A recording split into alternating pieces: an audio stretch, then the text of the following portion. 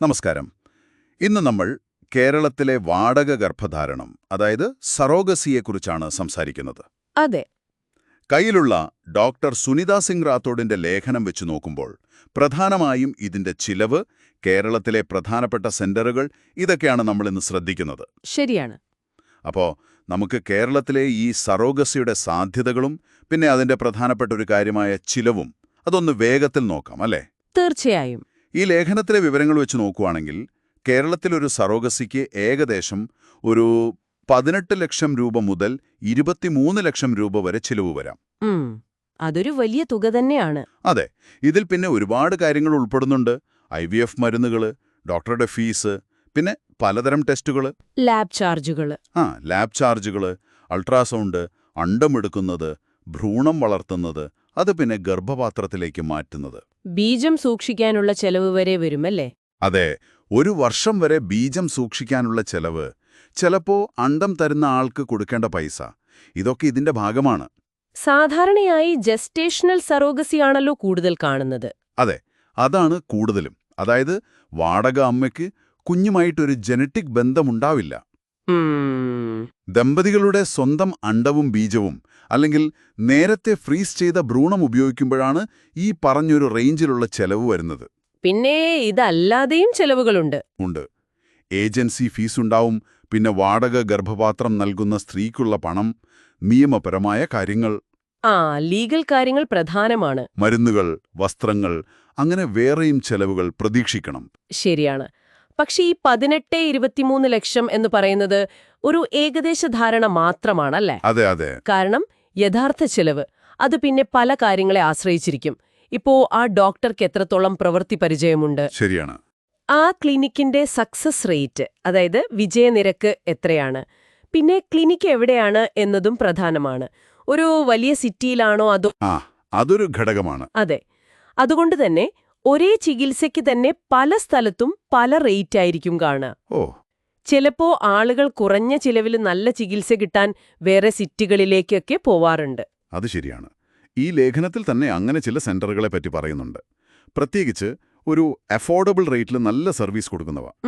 ഈ ലിസ്റ്റ് ഉണ്ടാക്കിയിരിക്കുന്നത് തന്നെ വിജയശതമാനം, പിന്നെ ചികിത്സയുടെ ക്വാളിറ്റി, രോഗികളുടെ ഫീഡ്ബാക്ക്, പേഷ്യന്റ് റിവ്യൂസ് പ്രധാനമാണ്.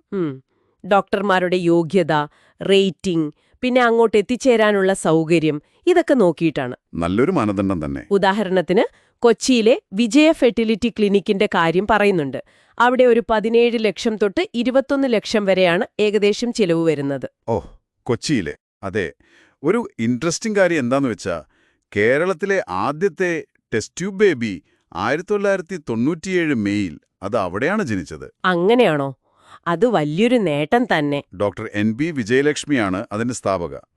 അപ്പോ അവിടത്തെ വിജയശതമാനം ഏകദേശം 40-50% പക്ഷെ കുഞ്ഞിനെ വീട്ടിൽ കൊണ്ടുപോകാൻ പറ്റുന്ന റേറ്റ്, അതായത് ടേക്ക് ഹോം ബേബി റേറ്റ്, ഒരു 28-30% ലേഖനത്തിൽ പറയുന്നുണ്ട്. ആ വ്യത്യാസം ശ്രദ്ധിക്കണം. പിന്നെ തിരുവനന്തപുരത്തെ ക്രെഡൻസ് ഫാമിലി ഹോസ്പിറ്റലിനെ കുറിച്ചും പറയുന്നു. അവിടെ ചെലവ് കുറച്ചുകൂടി കുറവാണ്, ഒരു 16 ലക്ഷം തൊട്ട് 20 ലക്ഷം വരെ. പക്ഷെ അവിടുത്തെ വിജയശതമാനം 80%ആണെന്നാ പറയുന്നത്. 80%? അത് വളരെ കൂടുതലാണല്ലോ. അതെ, ശരിക്കും ഉയർന്നൊരു നിരക്കാണ്. 2001 തുടങ്ങിയതാണെന്നും പിന്നീട് അതൊരു വിമൻസ് ഹെൽത്തിനുള്ള മൾട്ടി സ്പെഷ്യാലിറ്റി ഹോസ്പിറ്റലായി മാറിയെന്നും പറയുന്നു. ശരിയാണ്. ഈ പറഞ്ഞ സെന്ററുകളൊക്കെ IVF മാത്രമല്ല മറ്റ് ചികിത്സകളും കൊടുക്കുന്നുണ്ടാവും അല്ലേ? IOI, ICSI ഒക്കെ. ഉണ്ടാവും. അതെല്ലാം വാടക ഗർഭധാരണ സേവനങ്ങളുടെ കൂടെ കൊടുക്കുന്നുണ്ട്. പിന്നെ ഈ ചിലവിന്റെ കാര്യത്തിൽ ഈയടുത്തായി വന്നൊരു മാറ്റം, അതായത് 2023-24 നിയമപരമായ കാര്യങ്ങൾക്കുള്ള ഫീസ്, അത് ഏകദേശം 2 ലക്ഷം രൂപയായിട്ടുണ്ട്. ലീഗൽ കോസ്റ്റ് കൂടിയിട്ടുണ്ട്. അതെ. പിന്നെ ബർത്ത് സർട്ടിഫിക്കറ്റ് കിട്ടുന്നത് ഇപ്പൊ കോടതി വഴിയാണ്. അതും ഒരു മാറ്റമാണ്. ശരി. അതുകൂടാതെ കുഞ്ഞ് ജനിച്ച ശേഷം ഒരു DNA ടെസ്റ്റ് നടത്തുമല്ലോ, ഉറപ്പുവരുത്താൻ. അതും നിർബന്ധമാണെന്ന് തോന്നുന്നു. അതിനൊരു 16,000 രൂപ എക്സ്ട്രാ വരും. അപ്പോ ആ ചിലവും കണക്കിൽ കൂട്ടണം. പിന്നെ വിദേശത്ത് നിന്നുള്ള രോഗികളാണെങ്കിൽ ചിലവ് വ്യത്യാസപ്പെടാമെന്നും ലേഖനത്തിൽ സൂചിപ്പിക്കുന്നുണ്ട്. അതെ. പിന്നെ ഒരു സാധാരണ ചോദ്യം വരുന്നത് വാടക അമ്മയുടെ ഹെൽത്ത് ഹിസ്റ്ററി ചിലവിനെ ബാധിക്കുമോ എന്നുള്ളതാണ്. അത് സ്വാഭാവികമായ സംശയമാണ്. അതിനുള്ള ഉത്തരം അത്ര സ്ട്രെയിറ്റ് അല്ല. അത് സ്ഥലം, അവിടുത്തെ നിയമങ്ങൾ, വാടക അമ്മമാരെ കിട്ടാനുള്ള സാധ്യത, മെഡിക്കൽ സൗകര്യങ്ങൾ, പിന്നെ ആ നാട്ടിലെ ജീവിത ചിലവ്, അങ്ങനെ പലതിനെയും ഡിപ്പെൻഡ് ചെയ്യും. ശരിയാണ്, ഒരുപാട് ഘടകങ്ങൾ അതിൽ വരുന്നുണ്ട്. അതെ. അപ്പോൾ ചുരുക്കി പറഞ്ഞാൽ കേരളത്തിൽ സെറോഗസിക്ക് ഓപ്ഷൻസ് ഉണ്ട്. പല നല്ല സെന്ററുകളുണ്ട്. നിങ്ങൾ എവിടെയാണ് ചികിത്സയെടുക്കുന്നത് എന്നതിനനുസരിച്ച് ഏകദേശം ഒരു 16 ലക്ഷം തൊട്ട് ഒരു 24 ലക്ഷം രൂപ വരെ ചെലവ് പ്രതീക്ഷിക്കാം. അതെ, ആ ഒരു ബ്രാക്കറ്റിൽ വരും. ഇതിന്റെ കൂടെ നിയമപരമായ ചെലവുകൾ, പിന്നെ DNA ടെസ്റ്റിന്റെ ചെലവ്, ഇതൊക്കെ വേറെയും വരും. തീർച്ചയായും. അപ്പോൾ ഏറ്റവും പ്രധാനം ഓരോ ക്ലിനിക്കിലെയും സക്സസ് റേറ്റുകൾ, അവിടെ ചികിത്സിച്ചവരുടെ അനുഭവങ്ങൾ ഒക്കെ നന്നായിട്ടൊന്ന് അന്വേഷിക്കുന്നത് നല്ലതാണല്ലേ? വളരെ പ്രധാനപ്പെട്ട കാര്യമാണത്. കാരണം ഈ വിവരങ്ങളൊക്കെ ഒരു ഏകദേശ രൂപം തരും. സാമ്പത്തികമായി ഒരുങ്ങാനും സാധ്യതകൾ മനസ്സിലാക്കാനും ഒക്കെ ഇത് നല്ലതാണ്. ശരിയാണ്. കാരണം എന്ന വലിയൊരു തീരുമാനമെടുക്കുമ്പോൾ വ്യക്തിപരമായും വൈകാരികമായും ഒരുപക്ഷെ ധാർമ്മികമായും ഒക്കെ നമ്മൾ പരിഗണിക്കേണ്ട ചില കാര്യങ്ങളുണ്ട്.